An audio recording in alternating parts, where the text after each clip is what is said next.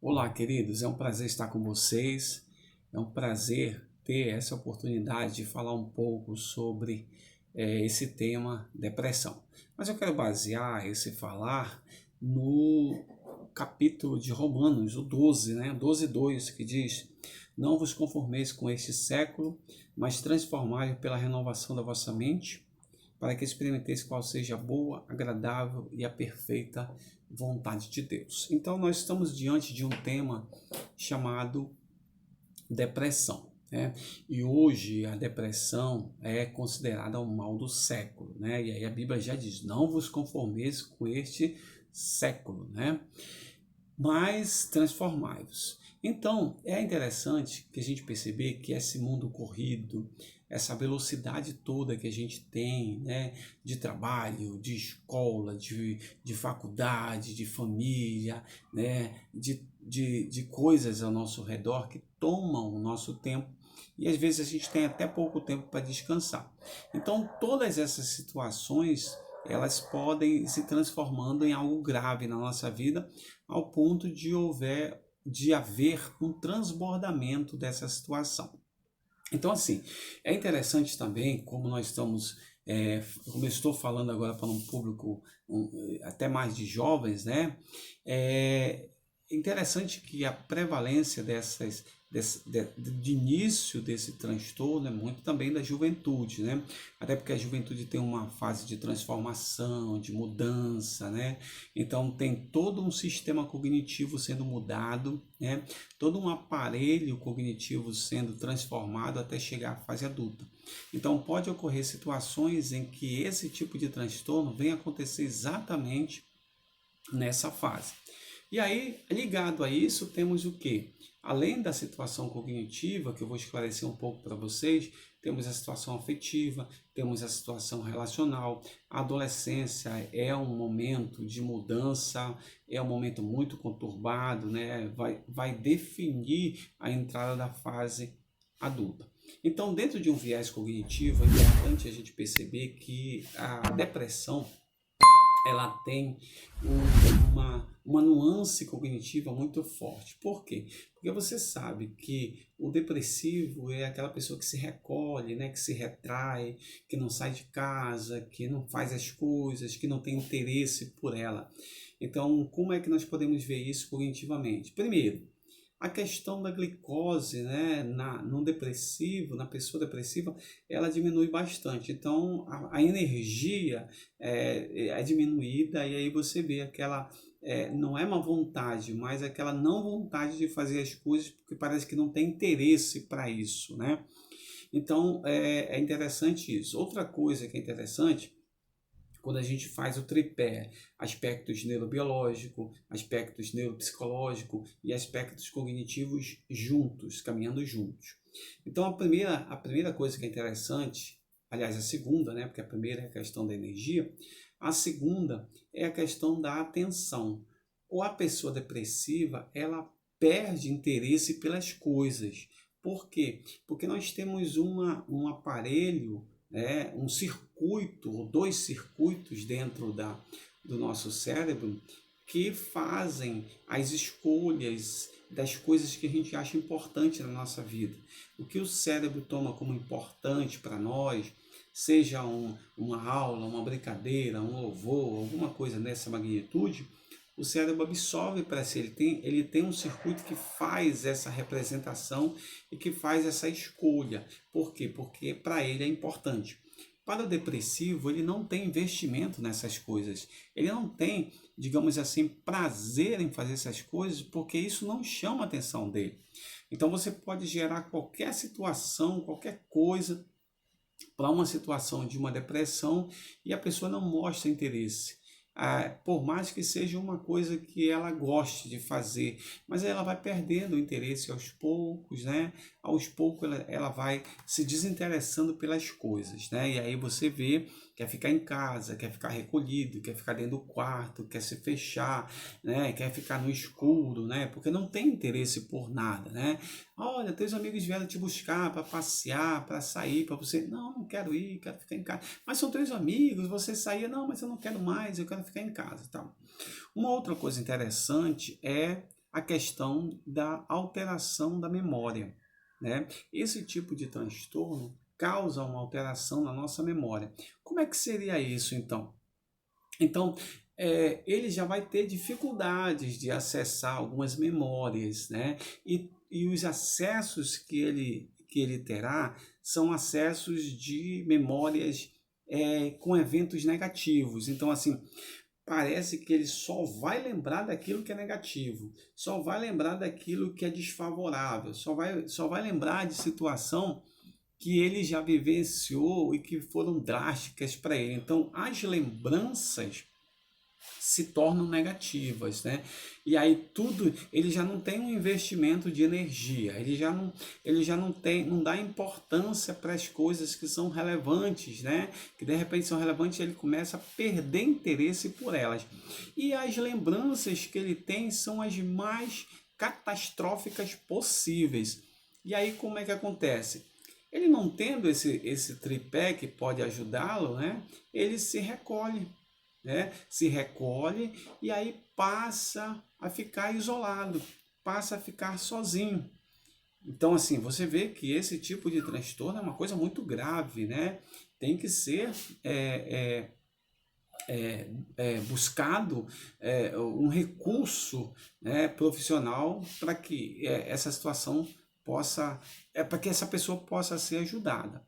Então, assim, situações que acontecem na vida, por exemplo, na juventude, uma namorada que se foi, pegou um fora, alguma coisa, alguma discussão, algum conflito, assim, pode ser o início, a mola propulsora para um estado ou uma reação depressiva.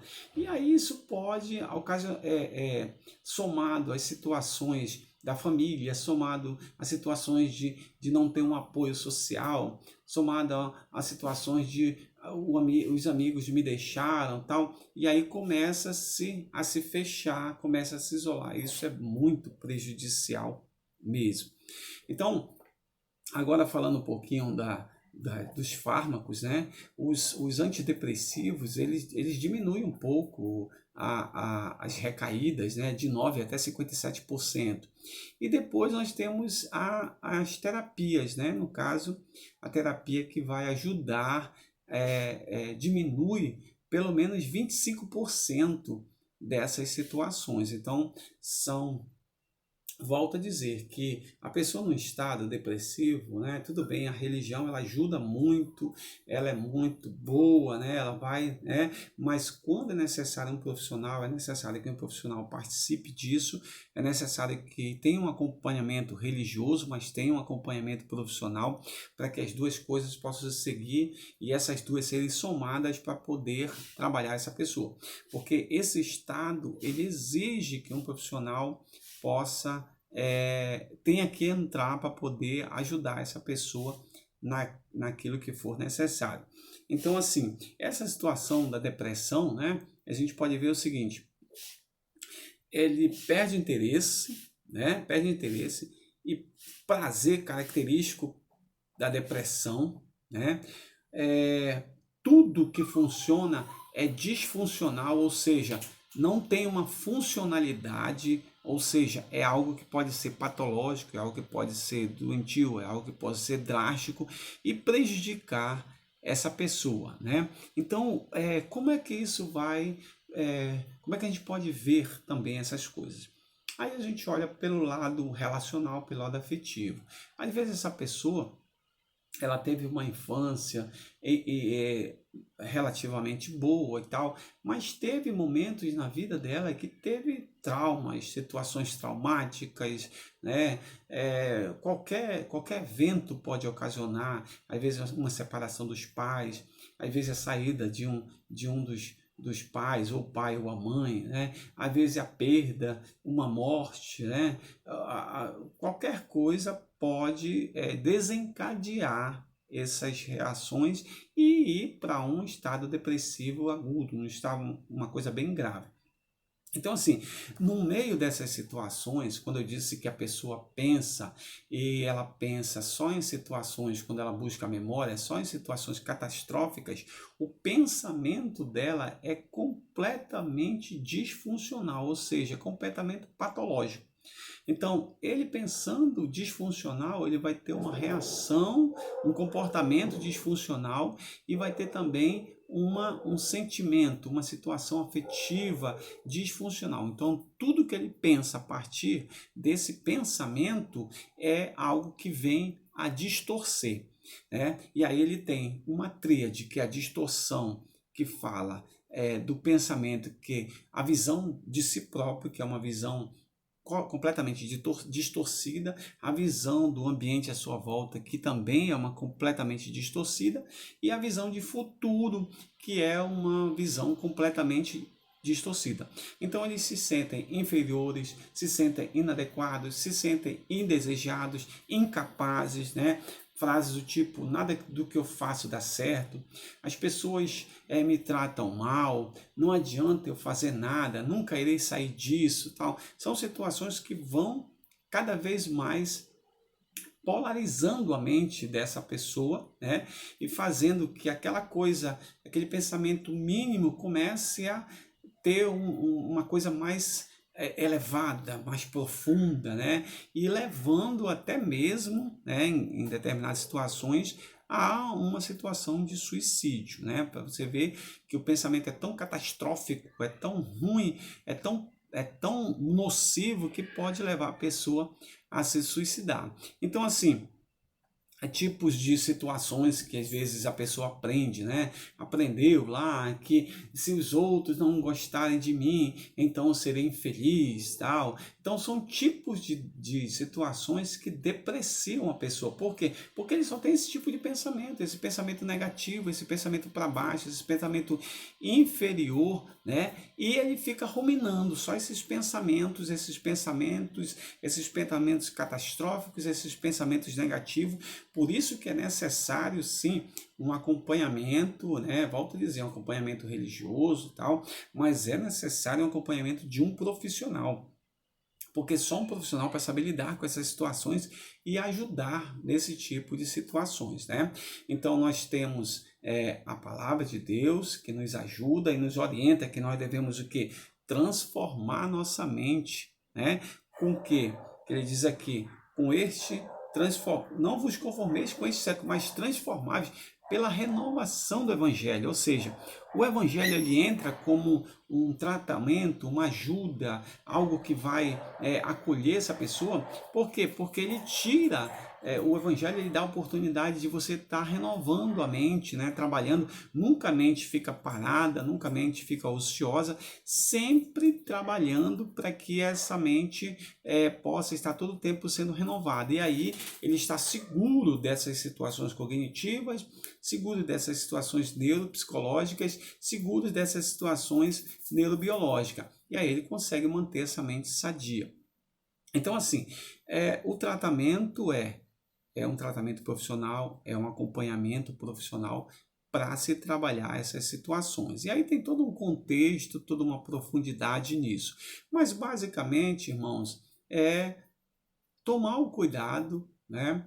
Principalmente para a juventude, que está muito propensa a esses tipos de situações, porque a juventude traz um momento de transformação de mente, de corpo, né?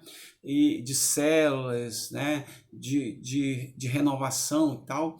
Então, essas situações são delicadas e precisam de um acompanhamento, né? Então, instrua-se a sua mente em buscar o Senhor, renovar, tá? Para que não caia nessas ciladas de negativismo, de coisa catastrófica e venha a ter esses tipos de reações, levar a um tipo de transtorno depressivo e tendências suicidas. Então, assim, isso é o básico do básico que eu pude expor para vocês. Espero que tenha ajudado em alguma coisa. Que Deus abençoe a todos, Deus fortaleça a mente de todos, para que as mentes fortalecidas, as mentes transformadas, com certeza vai dar uma solidez, né, no caminhar cristão, no caminhar espiritual, para que chegue até o alvo, para que chegue até o final, tá bom? Deus abençoe a todos, em nome de Jesus. Amém.